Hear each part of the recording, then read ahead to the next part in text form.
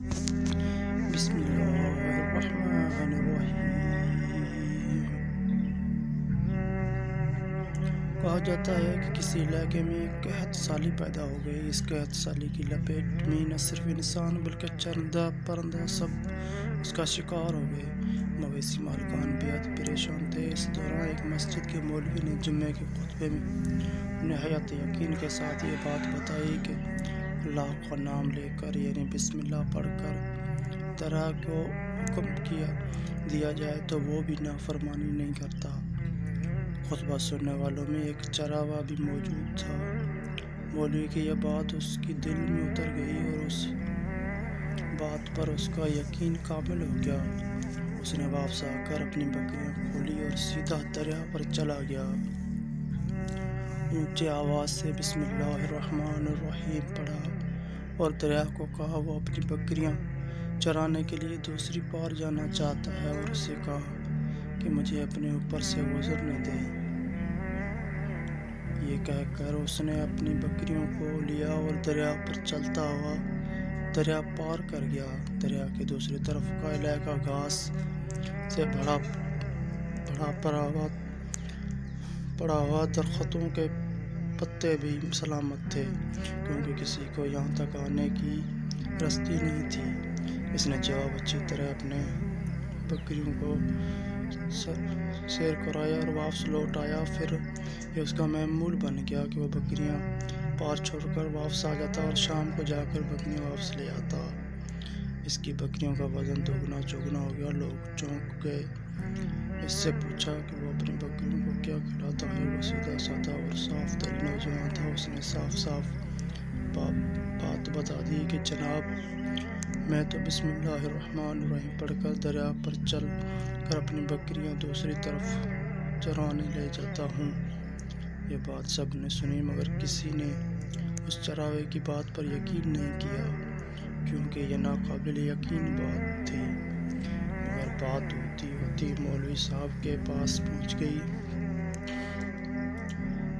مولوی صاحب نے اس چراوے کو بلایا اور سارا ماجرا پوچھا۔ اس چراوے نے مولوی صاحب کو وہی حوالہ بنا لیا کہ مولوی صاحب میں تو آپ کا شکریہ ادا کرنے والا تھا۔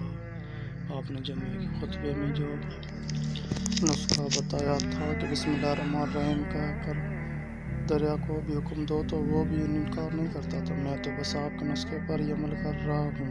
مولوی صاحب حیرت سے اس کے چہرے کو دیکھتے رہے۔ مولوی صاحب نے کہا بھائی صاحب ایسی باتیں تو ہم ہر جمعے میں کرتے ہیں، فقط ان کا مقصد لوگوں کا ایمان بنانا ہوتا ہے۔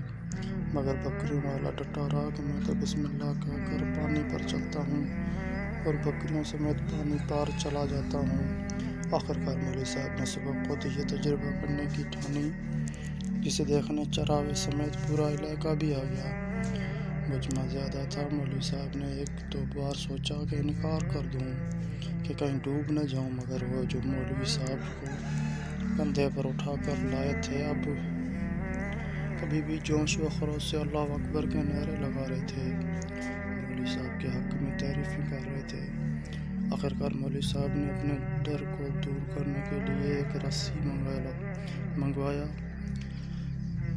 پہلے اسے ایک درخت کے ساتھ باندھا، پھر اپنے کمر کے ساتھ باندھا، پھر ڈرتے ڈرتے ڈھیلا ڈھالا بسم اللہ پڑھا اور دریا پر چلنا شروع ہو گئے۔ مگر پہلا پاؤں ہی رکھا تھا کہ پانی میں گر گئے۔ مولوی صاحب ڈبکیاں کھانے لگے اور پانی کے بہاؤ میں بہنا شروع ہو گئے۔ لوگوں نے کھینچ کر باہر نکالا۔ مولوی صاحب کی اس حرکت نے چراوے کو پریشان کر دیا کہ مولوی صاحب کی بسم اللہ کو یہ کیا ہو گیا کیونکہ اس کا یہ روز کا معمول تھا۔ اس کے اپنے یقین میں کوئی فرق نہ آیا۔ اس نے بسم اللہ کہہ کر بکریوں کو پانی کی طرف اشارہ کیا اور خود ان کے پیچھے چلتا ہوا پار چھوڑ کر واپس بھی آ گیا۔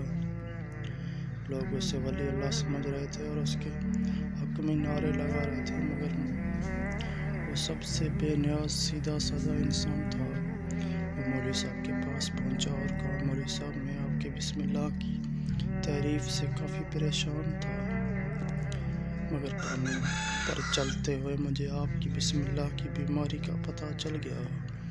اس چراغے نے درخت سے بندھی رسی کی طرف اشارہ کیا اور کہا، مولوی صاحب، یہ ہے آپ کی بسم اللہ کی بیماری،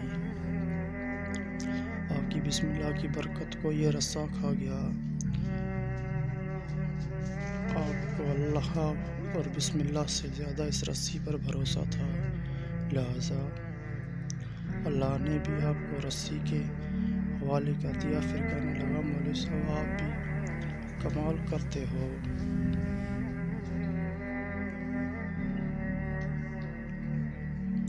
میں نے آپ کے منہ سے سنا اور یقین کر لیا، اور اللہ نے میرے یقین کی لاج رکھ لی، مگر آپ نے اللہ کا کلام سنا مگر یقین نہیں کیا، لہذا آپ کو اللہ نے رسوا کر دیا۔ محترم عزیز دوستو، یہ کچھ ہمارا حال ہے، ہماری نمازوں اور دعاؤں کا حال بھی یقیناً سے خالی ہے۔ Please like the video, subscribe the channel. Thank you.